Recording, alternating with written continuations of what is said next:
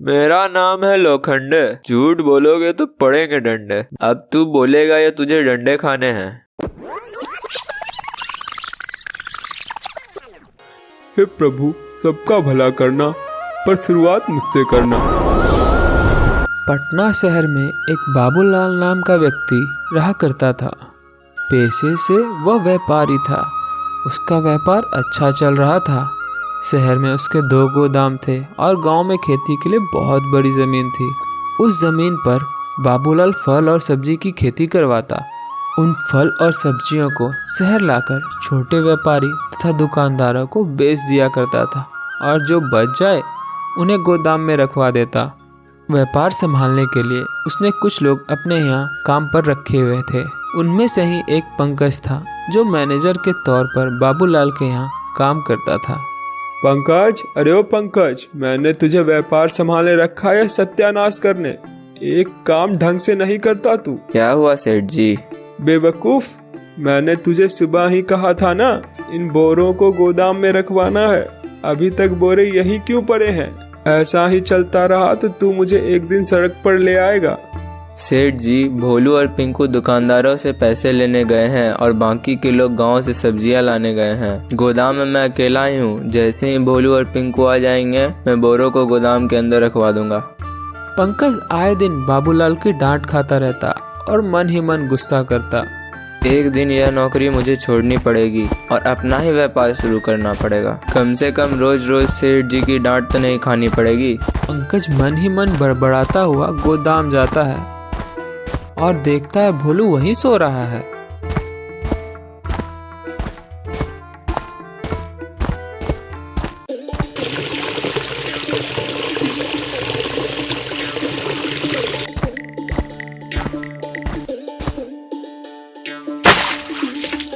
अरे तूफान आया, कोई बचाओ मुझे। चुप हो जा भोलू, मैं हूँ पंकज। अरे मैनेजर साहब आप?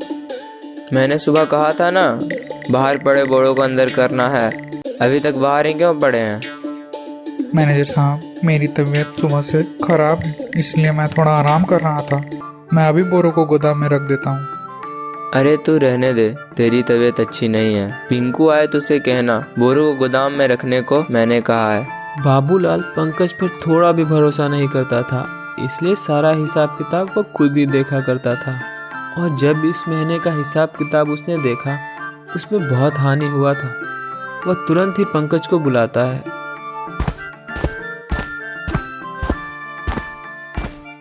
जी सेठ जी, आपने मुझे बुलाया? अरे पंकज, तू किसी काम का नहीं है रे।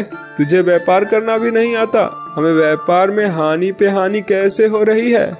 सेठ जी, इस महीने जो सब्जियां गोदाम में रखी थी उनमें से बहुत सारी सब्जियां खराब हो गई हैं। इस कारण से हमें भारी नुकसान हुआ है।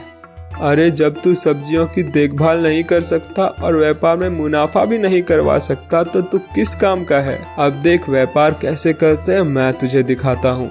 तू गोदाम जा और जाकर सब्जियों का स्टॉक चेक कर। जी सेठ जी। और सुन, गोदाम जाए तो भोलू को मेरे पास भेज देना। पंकज गोदाम की ओर चला जाता है और गोदाम जाकर भोलू को सेठ के पास भेज देता है। सेठ जी, आपने मुझे बुलाया? हाँ भोलू, सुन, तू बाजार चला जा और मंडी जाकर देख कौन सी सब्जी महंगी बिक रही है। पर मालिक, गोदाम में तो इतनी सब्जियां पड़ी हैं, आप क्या करेंगे सब्जियों का? अरे गधे, जितना कहा है उतना ही कर, ज्यादा सवाल मत कर। जी मालिक। और सुन, यह बात किसी से नहीं कहना। भोलू वहाँ से सब्जी मंडी की ओर चला जाता है। भोलू वहाँ जाकर अलग अलग सब्जी वाले से भाव मोल करने लगता है। क्यों भाई, ये गोभी कैसे दिए? 10 रुपए का बाबू जी। अच्छा, ठीक है। और ये टमाटर? टमाटर तो 15 के किलो है। अच्छा, और ये प्याज कैसे दिए? प्याज तो 50 के किलो है बाबू जी। अरे ये प्याज इतना महंगा क्यों? कुछ दिन पहले तो 12 रुपए किलो था। क्या है ना बाबू जी, कुछ दिनों से प्याज का मांग ज्यादा है। फसल खराब होने के कारण प्याज महंगा हो गया है। और इसी तरह भोलू और सब्जी वालों से भी भाव मोल करता है। तब उसे पता चलता है बाजार में प्याज की कीमत बहुत ज़्यादा है और वह बाजार से ही बाबूलाल के यहाँ निकल जाता है। सेठ जी, बाजार में प्याज की कीमत बहुत ज़्यादा है। जो प्याज 10-20 रुपए किलो बिका करता था, अभी वो 50 रुपए किलो बिक रहा है। तूने ठीक से तो पता किया है ना? जी सेठ जी, मैंने 10-15 दुकानदारों से पूछा, सभी के पास प्याज ही महंगा है। ठीक है भोलू, पर यह बात तू किसी से नहीं कहना, और खासकर उस मैनेजर से। और मैं जैसा कहूँ वैसा ही करना। जी मालिक।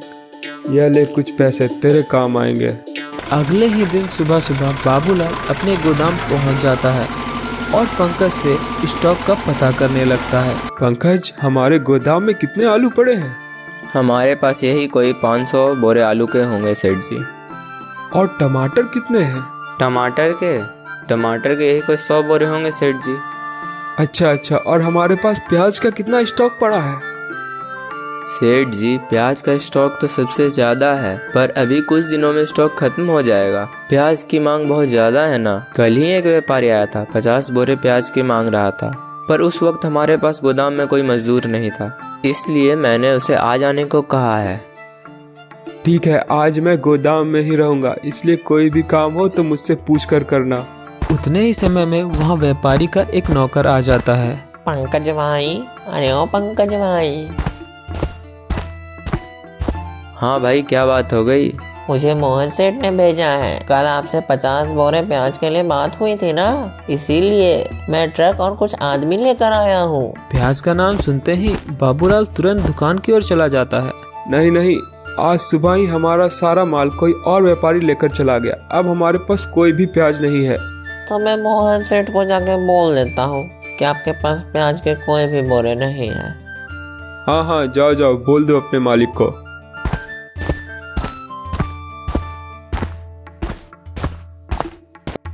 पर सेठ जी, हमारे पास तो बहुत मात्रा में प्याज पड़े हैं। अरे मैंने अभी बोला ना, हमारा सारा माल कोई और व्यापारी ने खरीद लिया है। ठीक है सेठ जी।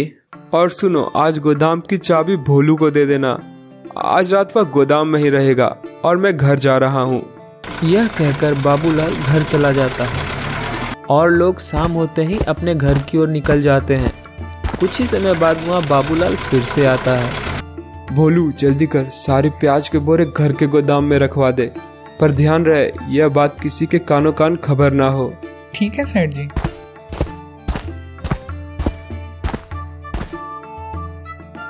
सुबह होते ही बाबूलाल के गोदाम में प्याज नहीं है, यह अफवाह पूरे मार्केट में फैल जाती है, जिसके कारण प्याज और भी महंगा हो जाता है। कुछ ही दिनों में प्याज 200 रुपये किलो बिकने लगता है और उसके कुछ दिन बाद मोहन सेठ का नौकर फिर से बाबूलाल के गोदाम पर आता है।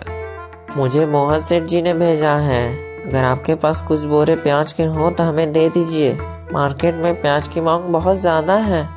हाँ भाई, 2 बोरे प्याज पड़े तो हैं, लेकिन एक बोरे की कीमत 5000 पड़ेगी। ठीक है भाई, तुम मुझे दोनों बोरे प्याज के दे दो, मैं तुम्हें 10,000 रुपये देता हूँ। इसी तरह 1-2 बोरे गोदाम में रोज प्याज के आ जाया करते थे। इस बात पर मैनेजर पंकज को शक हुआ, तो उसने सोचा वह इस बात की तहकीकात करेगा कि हर रोज 1-2 बोरे प्याज के कहां से आ जाते हैं। और वह शाम होते ही घर के बहाने गोदाम से निकल जाता है और पास के पेड़ के पीछे छुप जाता है। कुछ ही देर बाद वहाँ बाबूलाल आता है और गोदाम के अंदर चला जाता है। मैनेजर भी छिपकर उसके पीछे जाता है और गोदाम की खिड़की के पीछे से सारी बातें अपने फ़ोन के कैमरा में रिकॉर्ड करने लगता है। भोलू, जाकर डिक्की में 2 बोरे प्याज पड़े हैं, लाकर गोदाम में रख दे। भोलू प्याज के बोरों को गोदाम में लाकर रख देता है। कुछ ही महीने में प्याज की नई फसल आ जाएगी, हमें जल्दी सारे प्याज बेचने होंगे। नहीं भोलू, अभी नहीं, अभी प्याज और महंगा होने दे, और हमें उस मैनेजर से भी तो छुपकर प्याज बेचने पड़ेंगे।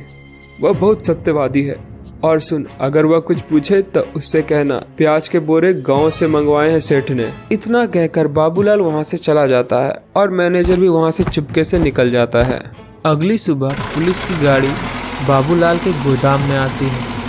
भोलू तुरंत ही मैनेजर और बाबूलाल को फ़ोन करता है। मैनेजर और बाबूलाल तुरंत ही गोदाम आ जाते हैं। क्या रे भोलू, हर रोज तू प्याज के बोरे कहाँ से ले आता है? नहीं साहब, प्याज के बोरे। भोलू, सच सच बता दे, तू बच जाएगा। बाबूलाल भोलू को मैनेजर की ओर इशारा करता है। साहब, प्याज के बोरे तो मुझे मैनेजर ने ला के दिए थे।